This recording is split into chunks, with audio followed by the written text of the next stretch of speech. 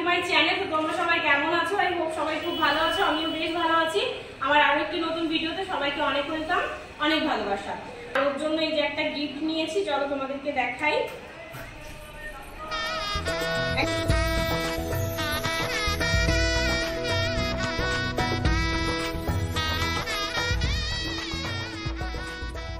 সকালটা শুরু হয়েছিল ঠিক এভাবেই। ঘুম থেকে উঠেই দেখি আমাদের বাড়ির সামনে পুজো হচ্ছে।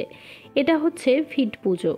তো এটা এখানে দোকান করা হবে, যে জন্য ভিট পুজো করা হচ্ছে। হ্যালো এভরিওয়ান, আমি পূজা চলে এসেছি নতুন একটা ভিডিও নিয়ে। তো দেখো, এখন আমি খাটেই বসেছিলাম, তারপরে খাটের থেকে আমার ব্যালকনির ফুল গাছগুলো দেখতে কত সুন্দর লাগে আমি সেটাই তোমাদের সঙ্গে শেয়ার করছিলাম।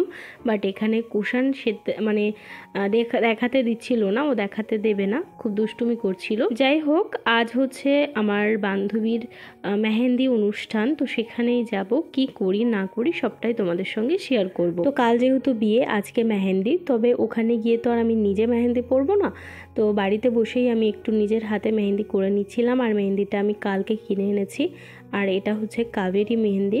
তো কাবেরি মেহেন্দি আমার সবথেকে বেশি পছন্দের একটা মেহেন্দি। তোমাদের কোনটা পছন্দ অবশ্যই কমেন্টে জানিও। আসলে এই মেহেন্দিগুলোতে না বেশ সুন্দর ডিজাইন করা যায়, আর আমি মন থেকেই ডিজাইনটা করছিলাম। তো কেমন হয়েছে আমার এই মেহেন্দির ডিজাইনটা অবশ্যই তোমরা কমেন্টে জানিও। তো মামনির জন্য যে গিফটটা রয়েছে সেটাও কিন্তু আমি আজকেই দেবো, আর তোমাদের সঙ্গেও শেয়ার করব যে কি গিফট দিচ্ছি। তো মেহেন্দির ডিজাইনটা কেমন হয়েছে অবশ্যই কমেন্টে জানিও। তো সন্ধ্যার পর রেডি হয়ে তোমাদের সঙ্গে একবারে দেখা হচ্ছে।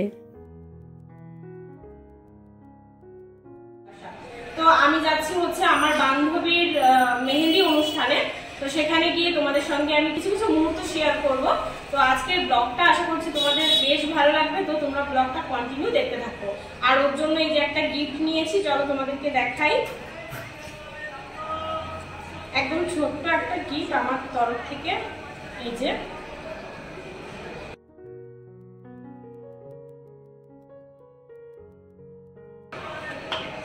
এই ছিল একটা ছোট্ট একটা গিফট।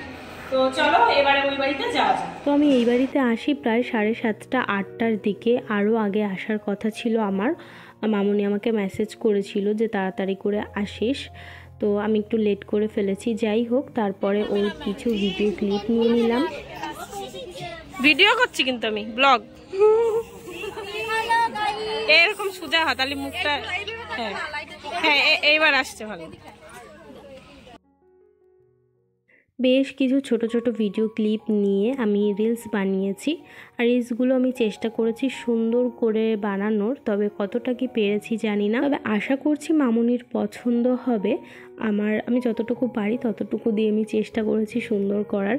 যাই হোক, এগুলোই ছিল সেই ভিডিও ক্লিপ, তাই তোমাদের সঙ্গেও শেয়ার করলাম। তারপরে সবার সাথে এক এক করে ছবি তোলা হচ্ছিল, আমিও বেশ কিছু ছবি তুলে নিয়েছি। এগুলো স্মৃতি হয়ে যাবে আর দুদিন পরেই। তো মামনিকে আমি খুব মিস করি অনেক আগে থেকেই, কারণ ও আমার বাড়িতে যেত আর সপ্তাহে 5 দিন করে কুশানকে পড়াতে। তো তখন পড়ানোর মাঝে মাঝে ওর সাথে বসে বেশ আড্ডা দিতাম, গল্প করতাম। তো সেটা বন্ধ হয়ে গিয়েছে 2 থেকে 3 মাস আগে। বিয়ের জন্যই ও পড়ানো বন্ধ করে দিয়েছে। তো তখন থেকেই একটু মনটা খারাপ, তবুও ভালো লাগতো যে না, আছে তো বাড়ির পাশেই। তবে এখন যেহেতু বিয়ে হয়ে যাচ্ছে, বেশ মনটা খারাপ।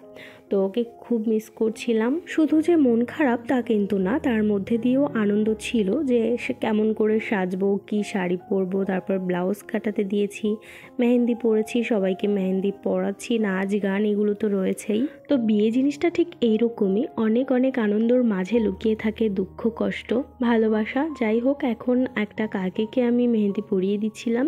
তারপরে মামনির মা কাকিমাকে বললাম চলো তোমাকেও আজকে মেহেন্দি পরিয়ে দেবো। তারপরে কিন্তু আমি কাকিকে মেহেন্দি পরাতে বসেছিলাম। এখানে ছিল মামিকে বললাম, তো মামি বলল না আমি পরবো না। মাও মেহেন্দি পরতে চায় না, আসলে সবাই তো সব কিছু পছন্দ করে না, সেই জন্যই। তো আমি বেশ ভালোবাসি মেহেন্দি পরাতে।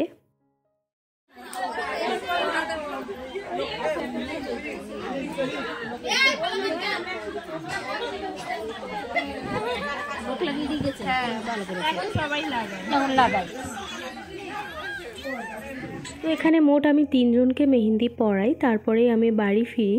বাড়ি ফিরেছিলাম তাও ধরো 11টা, অনেকটাই লেট করে ফেলেছিলাম। আর অনেক নাচ গান হচ্ছিলো, যেগুলো আমি তোমাদের সঙ্গে শেয়ার করতে পারিনি, কারণ আমি বসে বসে মেহেন্দি পড়াচ্ছিলাম আর ওদিকে নাচ হচ্ছিল। তো যাই হোক, আজকের ব্লগটা তোমাদের কেমন লাগলো সেটা অবশ্যই কমেন্টে জানিও। আমার ভিডিও যদি তোমাদের ভালো লেগে থাকে তাহলে আমার চ্যানেলটি তোমরা সাবস্ক্রাইব করে রাখতে পারো। আর যে সকল বন্ধুরা সাবস্ক্রাইব করে রেখেছো তাদেরকে জানাই অসংখ্য ধন্যবাদ ও অনেক অনেক ভালোবাসা। সবাই খুব ভালো থেকো, আবার দেখা হচ্ছে খুব তাড়াতাড়ি বিয়ের ব্লগ। আর হ্যাঁ, মামনির বিয়ে নিয়ে কিন্তু আমি অনেক প্ল্যানিং করেছি, যেটা আমি আগে কখনো করিনি।